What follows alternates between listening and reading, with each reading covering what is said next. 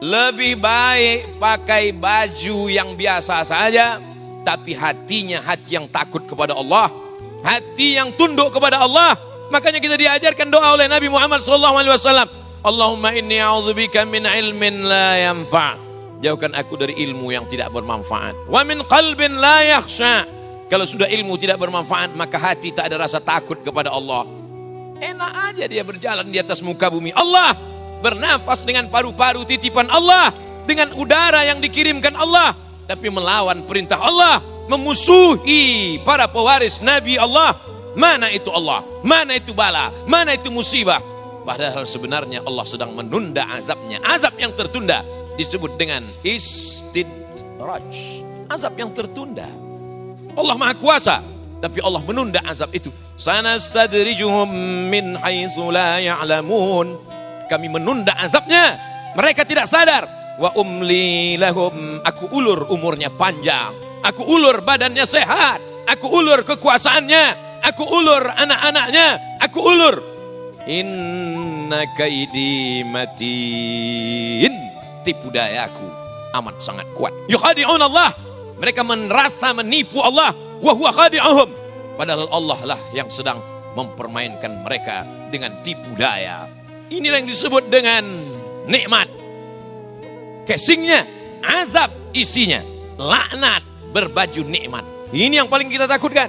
Ada orang yang sakit terbaring di rumah sakit ruang ICU, tapi tangannya bertasbih subhanallah walhamdulillah wala ilaha illallah wallahu akbar. Ada orang yang miskin susah melarat, tapi dia tidak pernah makan haram. Laknat di atas laknat adalah badanmu sehat, kau masih diberikan waktu untuk hidup, tapi tidak dipakai untuk beramal soleh. Itulah yang sesungguhnya laknat. Tapi kadang manusia ini cara berpikir, mindsetnya sudah rusak. Ketika aku sehat, aku dapat nikmat. Ketika aku punya uang, aku dapat nikmat. Ketika aku ada jabatan, aku dapat nikmat. Ketika aku sakit, berarti aku kena azab. Ketika aku menjadi miskin, berarti kena azab. Kalla, kalla, tidak demikian kata Allah. Amal insanu idza mabtalahu rabbuhu. Ada sebagian manusia ini ketika dia diuji Allah Ta'ala, disempitkan rezekinya, dia berkata, fayaqulu rabbi ahanan. Allah sedang menghinakan aku. Tidak begitu caranya. Boleh jadi dalam sakitmu itu Allah sedang mengangkat derajatmu. La yusibul mu'min min nasabin wala wasabin wala saqamin wala syaukin yastakuha. Gundah gulana, risau, galau, sakit, duri menusuk tapak kaki. Sebenarnya Allah sedang membersihkan setiap salah dan dosa-dosa. Makanya kita husnuzan. Ini kadang kita pulang dari rumah sakit, gimana keadaan si Anu? Kelihatannya su'ul khotimah. Dia boleh jadi sudah bertobat dan dosanya diampunkan Allah, sedangkan su'uzon kita akan kita bawa sampai menghadap Allah. Uzkuru mahasina mautakum, sebutlah yang baik-baik saja. Gimana kau lihat jenazah Ustaz Somad tadi? Hitam wajahnya. Memanglah aku hitam. Ya ayyuhalladzina amanu, orang beriman, ijtanibu katsiran minadh-dhann. Jangan kau isi waktumu dengan buruk prasangka jelek kepada hamba-hamba Allah. Marilah kita antar jenazah ini ke tempat peristirahatannya yang terakhir. Kata orang yang melepas jenazah. Yang ngasih tahu bahwa dia akan istirahat terakhir itu siapa? Justru itulah azab yang pertama dia rasakan, azab kubur. Setelah itu dia akan meniti titian siratal mustaqim, dibangkitkan di padang mahsyar dalam keadaan kering kerontang, tidak ada naungan, tenggelam karena keringatnya, akan dihisab, dihitung segala amalnya. Mana nikmat itu? Nikmat hanya bagi orang yang sempat beramal soleh. Jadi kematian bukan istirahat saudaraku. Kematian bukan akhir dari segalanya. Justru kematian itulah garis start awal dari segalanya. An-nasu niyam, kata Sayyidina Ali. Manusia ini semuanya tidur. Walamma matu intabahu. Ketika mereka mati, keluar roh dari jasad, intabahu, mereka pun baru tersadar. Nabi Yunus alaihi salam ditelan oleh ikan. Dia di dalam perut ikan itu. Apa yang dilakukan Nabi Yunus alaihissalam? Dia gerakkan kakinya. Ketika dia lihat kakinya bergerak, di situ dia sadar bahwa dia masih hidup. Dan dia langsung bersujud. Dan apa kata dia? La ilaha illa anta subhanaka inni kuntu minadh dhalimin. Makanya nanti kalau malam pertama kali gerakkan kaki. Kalau masih bergerak, alhamdulillah. Kalau pada waktu malam kau buka mata masih nampak jam dinding, melompatlah dari tempat tidur, ambillah wudhu. Kalau suatu malam kau terbangun buka mata karena handphone masih berbunyi, bangunlah. Ada masanya nanti ketika kau terbangun gelap, tiba-tiba kau dengar suara marabbuka. Saat itu apa yang akan kau katakan? Laula akhartani ila ajalin qarib.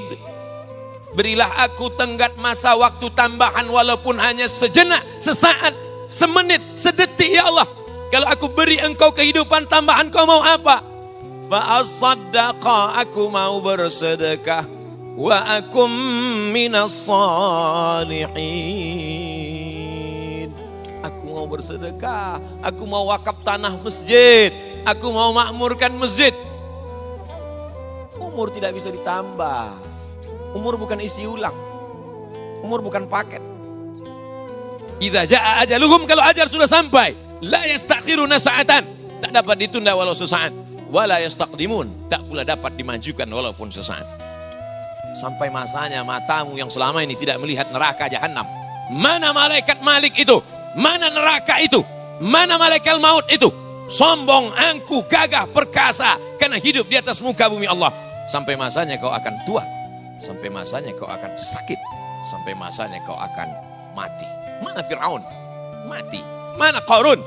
Mati. Mana Bal'am? Mati. Mana Namrus? Mati. Semua akan menghadap Allah Subhanahu wa ta'ala. Sampai masanya matamu akan melihat neraka Allah, mendengar azab Allah. Lalu mereka berkata, diceritakan dalam Al-Quran, Rabbana absarna, mata kami sudah melihat azab, wa sami'na, telinga kami sudah mendengar azab, farji'na na'mal salihah, balikkan lagi kami ke dunia, kami ingin beramal saleh. Inna muqinun, kami yakin seyakin-yakinnya. Saat itu keyakinan tak lagi bermakna. Di mana keyakinan bermakna? Di sini keyakinan bermakna. Tidak nampak, tidak pernah dilihat, tidak bisa ditangkap dengan panca indera. Itulah iman. Itulah akidah. Itulah tauhid. Kalau bisa dilihat dengan mata, bisa disentuh dengan tangan, itu materi, benda. Tapi pada saatnya kita akan dihadapkan bahwa yang materi ini akan sirna, dan yang tidak nampak itulah menjadi nyata. Ketika sekarang, inilah yang nyata. Mobil nyata, rumah nyata, jabatan nyata. Sedangkan akhirat hanya fiksi semata. Tapi nanti sampai masanya, neraka itulah yang nyata. Surga itulah yang nyata. Amal solehmu yang nyata. Dan semua yang nyata sekarang hanya tinggal kenangan semata. Memang sulit untuk meyakinkan lalat bahwa bunga harum semerbak daripada bangkai. Bukan hadis Nabi, dapat di grup WhatsApp. Jadi kalau ada ulama, ada kiai, ada ustadz, ada tuan guru mengatakan, jangan larut dengan dunia, isilah dengan amal-amal soleh. Alah, kata-kata yang diulang semata. Kami sudah mendengar itu sejak kami kecil. Fadzakir, berikan peringatan. Inna fa'ati dzikra, karena peringatan itu bermanfaat. Wa tawasaw bil haq, wa tawasaw bis sabr, saling ingat mengingatkan. Orang yang paling rugi adalah orang yang pernah hidup di atas muka bumi Allah, tapi tak pernah mengajak hamba Allah kepada jalan Allah. Ayyahdiyallahu bika rajulan wahidan. Satu orang dapat hidayah karena mulutmu, satu orang dapat petunjuk karena lisanmu. Khairum min humurin na'am, lebih baik daripada unta merah termahal, kendaraan terhebat. Khairum minad dunya wa ma fiha, lebih baik daripada dunia dan seisinya. Saya bukan ustadz, saya tidak profesor doktor LCMA, saya hanya orang biasa. Mengajak orang ke jalan Allah tidak perlu profesor, doktor, kiai, tuan guru. Ngajak sholat. Kalau kau pemimpin perusahaan, kau ajak karyawanmu sholat berjamaah. Kalau kau kepala dinas, kepala badan, kepala kantor, kau pakai jabatan kekuasaanmu untuk mengajak orang ke jalan Allah. Dalam satu hembusan nafasmu, kau sedang bekerja untuk negara, tapi kau juga sedang beramal untuk menolong agama. Intan surullah. Kalau kau tolong agama Allah, yang surkum. Bapak bisnis apa sekarang? Alhamdulillah saya bisnis emas dan intan Pak Ustaz. Hebat sekali. Emas dan intan. Iya. Emasnya apa? Masjid. Intannya intan surullah. Mengajak orang ke rumah Allah Subhanahu wa taala.